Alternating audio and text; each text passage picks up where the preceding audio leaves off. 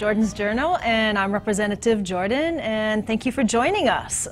Today I have as my special guest Representative McKelvey, who is from the island of Maui.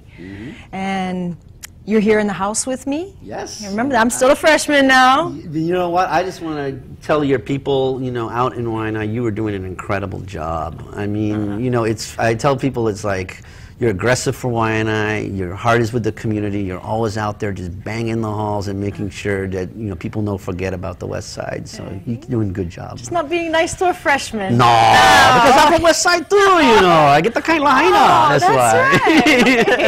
Right. Be nice to a freshman. Well, today is about I'm you. not known for that. Yeah, it's not really about me. So you do hail from the Isle of Maui? Yes. Although, probably people look at the camera and go, okay, originally, brother, but I was born and raised Honolulu, grew up, spent my whole life in Lahaina, did live a couple of years on the Big Island, and ran for the House of Representatives back in '06, because just like, West Oahu, everybody ignoring Lahaina and the needs of the community. So really, that's what got me here, and we're just here to work hard for the neighbor islands and our rural communities. I think we have much more synergy with West Oahu. We know exactly what it's like when the big guys ignore you. And so that's why I treasure our alliance that we have between our communities. Yeah, we were like West Side kids, West Side right? Hui, that's right. Yeah, the West Side Hui, yeah. Everybody, I didn't realize that when I first got here, that we are technically on the Waianae Coast, like an outer island. Yeah. I mean, we have so many issues that are very reflective of each other. Exactly. Case in point, busing. Yes. What's happening with the school busing issue affects our communities very profoundly, where it may not make a difference, say, in Central Oahu or East Oahu. That's correct. And I feel this common bond with the outer island gangs, and especially all the West guys. Yeah, it's kind of interesting. We were joking around because all the West, from each island, the West representatives are the ones that are like with the 6-gun in their holster. Yeah, we kind of are. So you've actually been here since '06? Yes. So that your third term? Yes, this is my third term. And you're a chair? Yes, I'm the chair of Economic Revitalization and Business. It used to be called Economic Development, but then when I came in as the chair, we were in a crisis, a recession crisis, an economic crisis, and development speaks of long-term types of structure. I mean, we need to do things now. We need to really invigorate our sectors and create these green, sustainable, well-paying jobs that we hear everybody talk about. We got to make them real, and so that's why I asked for the committee to be named Revitalization, because that's exactly the mission. We need to revitalize our economies and take advantage of the unique opportunities that we have here in Hawaii. Oh, wow, that's interesting. Revitalization. Revitalize, gotta revitalize. That's what has always been my key in my community, because we're very rural, and how do we do economic revitalization of our community, and get our people into different avenues and what's their future is going to be. And that sounds like that's what your committee is. Exactly. And you focus on the islands as well as certain key sectors of the islands, right? Exactly. We have we have a plan, and you probably saw it in the paper. We've assembled our plan into what we call the Matrix for Recovery.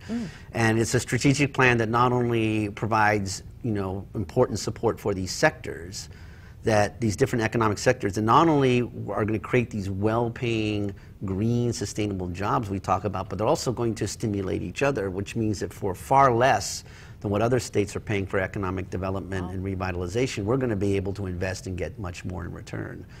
So that, to me, is the exciting thing and the unique thing about Hawaii. We have an ability to leverage things that no other state has, I truly believe. And so that's but the opportunities are now, and if we don't take advantage of them, we don't show the world that we're ready to step up and lead in the Pacific 21st century, then what will happen is I think then people will pass us by, and that would be a tragedy. Yeah.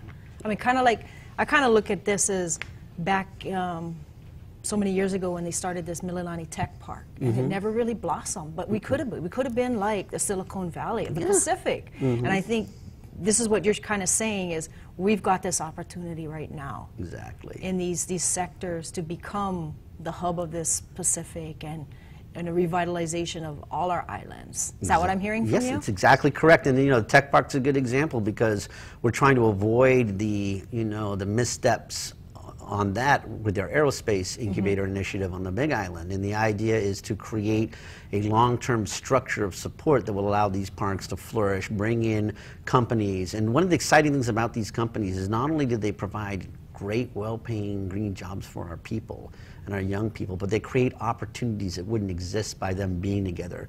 You hear about the things called rings of innovation. The first ring of innovation is a direct ring, you know, where a company is there, they're there to do, say in aerospace, to do robotics for the moon, because private companies are going to be back in the moon within 5 years. Wow. China's already said they're going to go, but these entities need to be able to test their equipment here, and they need to be able to see how they operate with each other. And so what they want to do is come to Hawaii and do that here. But one of the second ring of innovation is the stuff that comes out of the process that wasn't expected.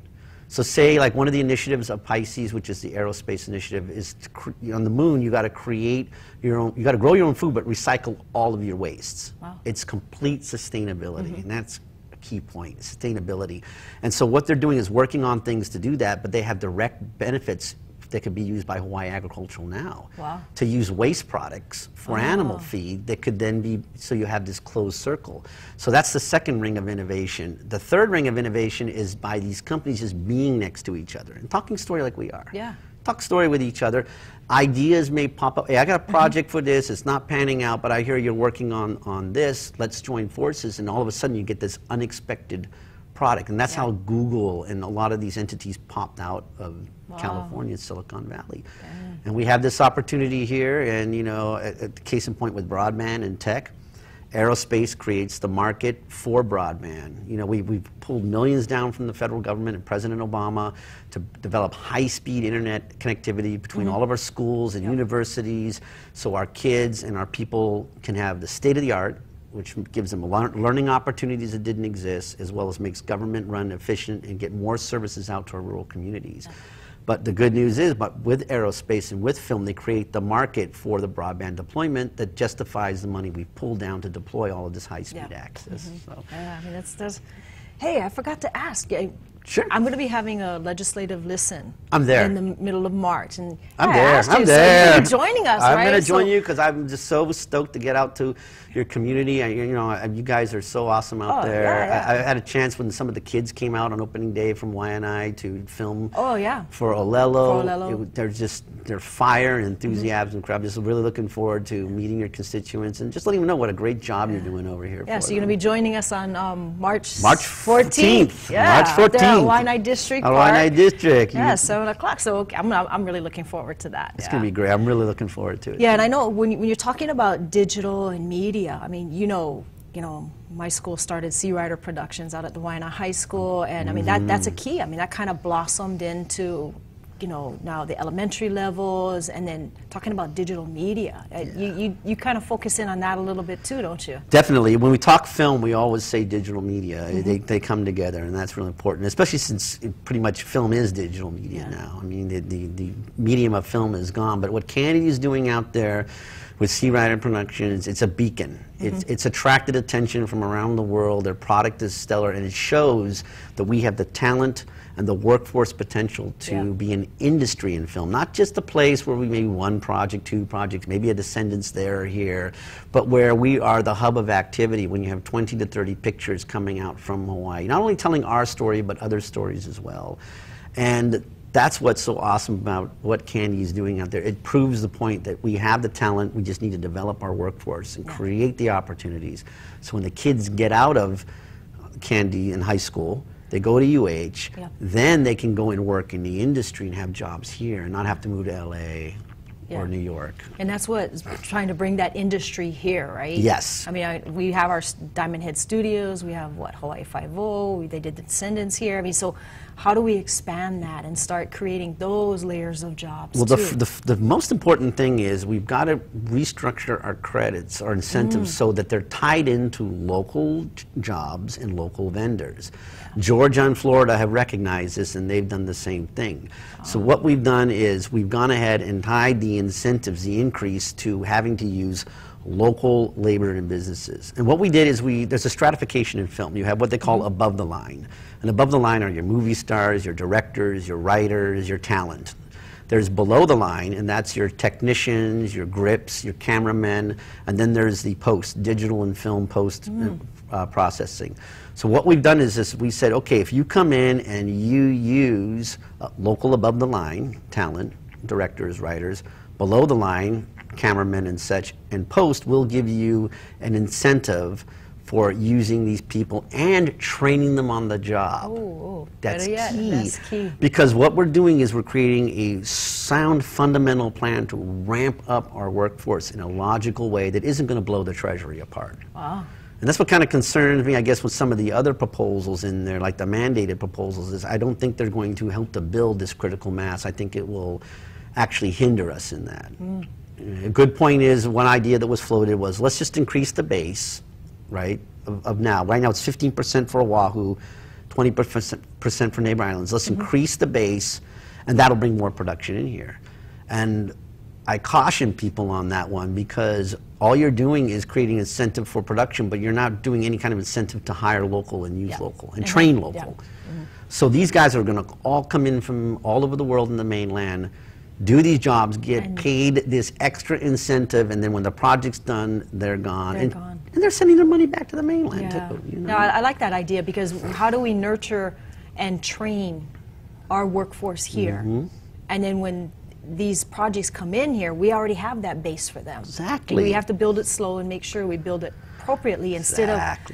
And that's what was happening in the past. You know, these ventures were coming here and showcasing us, but the dollars were leaving. They weren't training the masses that we really needed. No, and they're bringing in their crews and everything from the mainland. They do the job and they'd be gone, and that's why I guess I'm kind of not, I mean, I'm strong on the House position and what we've developed in working with you, and as well as the industry, the film office, the tax office, and our local trades, Screen Actors Guild, International Organization of Theatrical and Screen, which is IATSE. You know, we have input from everybody, you know, and so we want to create something that will result in more business here, but will create a sustainable workforce that will allow us to keep, as I said, I envision an industry that's completely sustainable closed circuit. We talk sustainability. This is one area where we can really reach that by tying these incentives to the local jobs above the line, below the line, and post-production, every sector. So. Yeah, I mean, because I was just sitting in the hearing the other evening, and a couple of these guys were coming up and saying, no, we need to offer more credits because these other states are offering more credits, and they're going to go over there, and you're saying that's not the way to go. No, and in fact, to create this sustainable. Exactly. I mean, we had some of the major industry entities out here about around December to meet with us to say, look, you can get a lot more in Hawaii than what other states are having to put in because of your cultural and your beauty and everything else. But at the same time, film is an incentive business. At the end of the day, the accountants are going to sit down and they're going to pencil these projects out, and wherever it makes the most sense, i.e. the least amount of money to spend on a film or a production, they're going to go there. And you know, for what we're doing in this program, these incremental bumps of 5% for these above and below the line in post-production is going to generate just as much activity, potentially, as some states that are putting out 40% across the board, which is unsustainable. I mean, that's then they came in and they said, don't be like Michigan. Don't go to this extreme, which is unsustainable, and we know it's unsustainable. In 2 years, you're going to have to pull the whole thing back. And that will freak us out and will keep Hawaii off the short list of productions. But if you create a sustainable engine like this that's responsible and it's predictable, then that's what's going to really help us to get Hawaii on the short list and drive more of these productions there. Yeah, because I remember we had gone and visited the Diamond Head Studios and we were having this discussion and said, yeah, it's all about penciling out the numbers, and it's all about, they look projection-wise, oh, we're going to have these productions coming out this far out. You know, you're talking years. Yeah, 5 years ahead and, is when they work it. And if we're not sustainable in making sure we can be out that, you know, these little brights, you know, 40% here or 40% there, that's going to burn your industry, and you're not going to be able to create a sustainable It's not sustainable. and economic tracks. Yeah, and I clearly hear what you're saying. Where's the workforce? Where is the workforce development in that? There's none. There's none. I mean, it's a revolving door, and we don't want to get burned. We don't. It would be, we don't want to create something that does get abused, and then what happens is everybody gets a black eye, and we end up throwing the baby out with the bathwater. But at the same time, one of the reasons why I do support the 88 approach to film is that, and this is an important thing for your audience, is you've got to spend the money first and get audited and reviewed before you get any of the benefits back. Yeah. So in the case point of right now 88, you do a production, you submit everything to the film office and tax, they review it all, they say this is qualified, this is not qualified.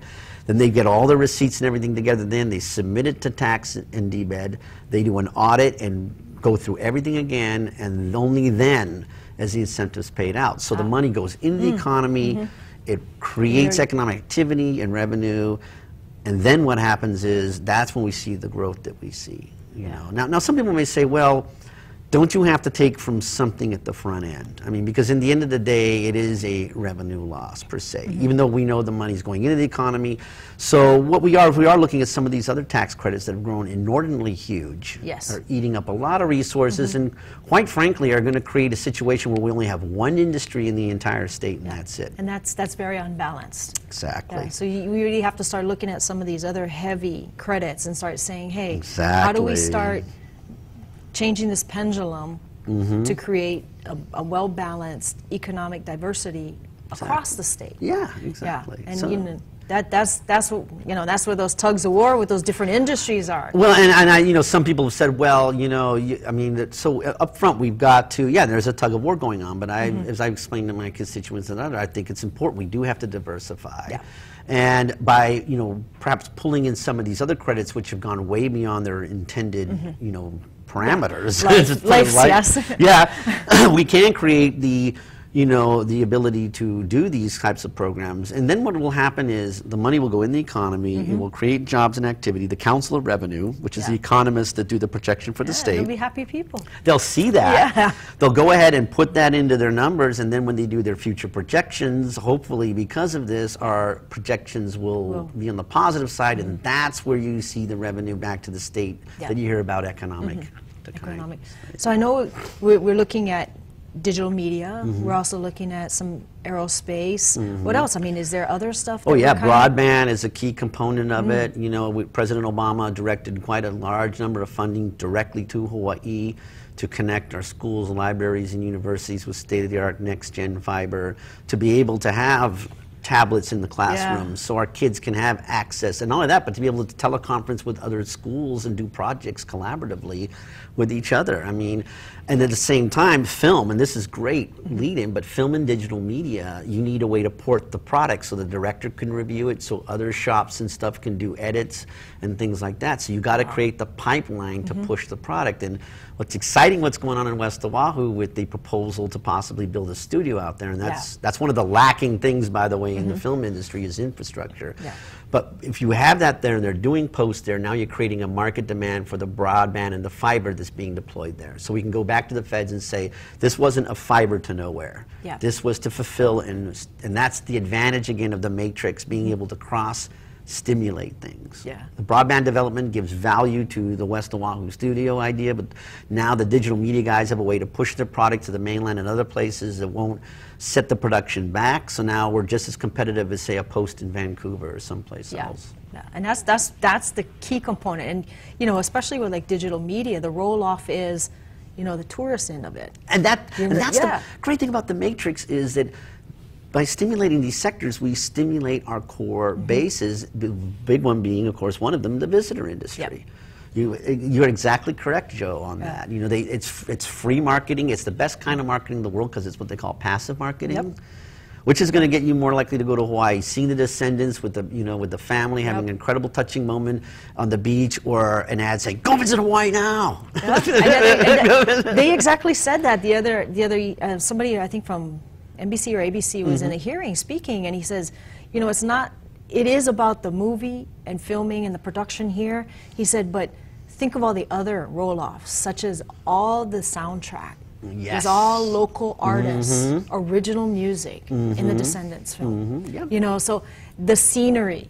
So then you're either going to touch somebody watching it somewhere in the world to say, hey, I want to go visit that place, or I want to buy that album. Yeah. You know, so these different industries that are rolling off of just this one component is just unfathomable. I mean, the case in point with aerospace, there's interest now from some of the cable channels that do scientific sci-fi programming to highlight that, because they're going to be out here doing projects anyway for other stuff because of our incentive programs. Wow. So, I mean, and you know what, and one of the things we've added into 2869, which is the House version of the film bill, is we beefed up the community contribution section so we can really track, you know, what other contributions are these studios, I mean not studios, production companies, others making the community that we should be aware of. And create opportunities like, for, and I've used Candy's name before. I said, we want to, you know, we want you guys to engage, especially our kids, you know, and get some of these, and according to our film office, they've already started doing that, which is great. We just want to be able to, you know, how do we track these sectors, Exactly. and how do we start showing these people to say, oh no, let's not talking about that single secular. Let's talk about, well, hey, this is all the Rolloff Effect. This is how much more visitors we have received. This is how many more sales this local artist has received. I mean, just look at Iz. I mean, when they started, you know, producing some of his stuff and putting it in films, wow. Well, they put his soundtrack on the closing season of ER. Yeah, and that just it blew that album wide out of the water. It was huge. And Kauai actually is, you know, and I applaud their leadership. They've already started doing this on their own. The Visitors Bureau tracking people who are coming to Kauai because of the Descendants, how long they're staying, what are they spending, you know, so that they could come back and say, hey, you know what, this is the metrics to show that film works, especially for the neighbor islands. One of the things that's happening right now, the way the existing credit is structured, it puts all the work, over 96% in Oahu. Actually, most of it's central and east. And less than 4% are all the neighbor islands combined. Whoa. And the film industry guys, I mean, you know, and the diversity. Well, and it actually helps Oahu, because until the workforce ramps up on the neighbor islands, realistically, for the first projects, you're going to be bringing in people from Oahu to work a lot of these and train the neighbor islanders. You're still going to need to ship stuff back and forth, so that gives a benefit to Hawaiian and Young Brothers and others.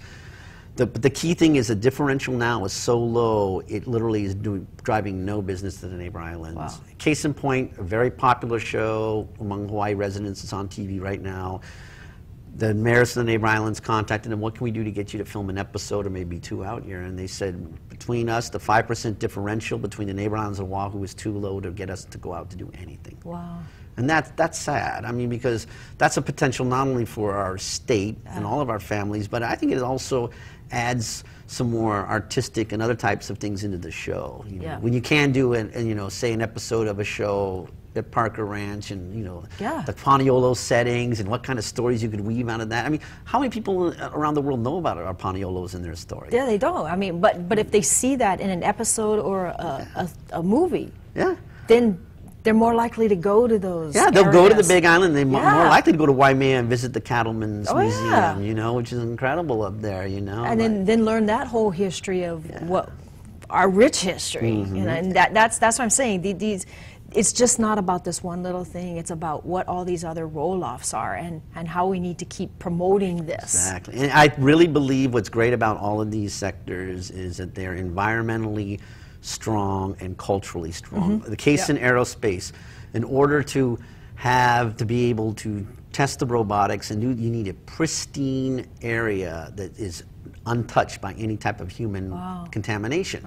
So now you're getting companies coming into Hawaii who are investing millions and millions of dollars to keep this area pristine the way it was before anybody showed up on so they can perform their business. So perform their business, because where they're going, the moon, Mars, near Earth orbits are just like that. They're just, you know, and so you're creating a way to preserve these areas and keep them pristine, an economic incentive to do that. And on the cultural side, aerospace in particular re-emphasizes our history of being the seafarer explorers of the Pacific. Wow. We're now, our navigators are going to be the navigators for the next frontier, which is space. Space. And why I'm so bullish about this, and why I'm trying to fight against the naysayers, unfortunately, of which there are many popping up in unlikely places, is that I see the benefits not only for our young people and our state, but for our culture and for our Native Hawaiian people to be the leaders for that the new navigators. The new navigators. Coming from here to tell the story.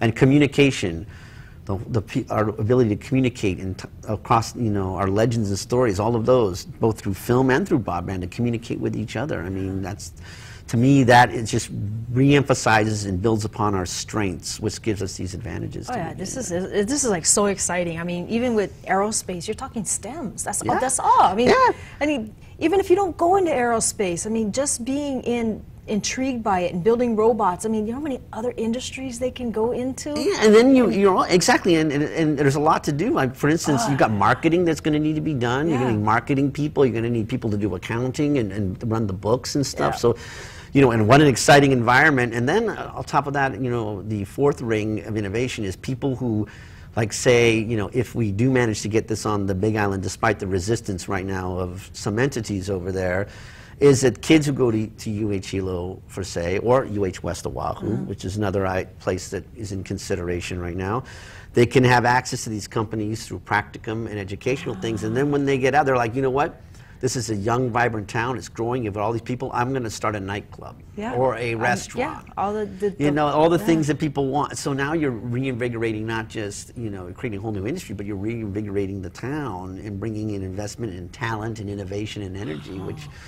But it's kind of disappointing that there's entities over there on the Big Island who are trying to deep six this, and so that's why we are looking at other areas, because if that's the case, then Maui or West Oahu, I'm sure, would embrace and see the potential for the community, and that's what we want to do, is have something that is going to be viable. Exactly, and grow it. We need it's got to have the support of the community and the people.